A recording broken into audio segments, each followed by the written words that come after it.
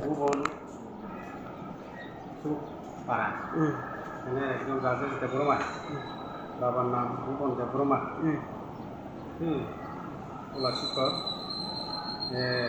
গতকাল রাত্রে বিষ খাইছিল এরপরে এর বোর কাছে স্বীকার করছে বিষ খাইতে কইয়া এরপরে এর পরিবারের লোক তুলাসীকর হসপিটাল নিয়েছে তুলাসীকর হসপিটাল করে এখানে ডাক্তাররা তার শরীর পরীক্ষা করে করে রাজেশ ভাই ডিস্ট্রিক্ট হসপিটালে রেফার করে দিয়েছে এখানে চিকিৎসা অবস্থায় গুলো মারা গেছে তাদের আমি শুনছি আর কি।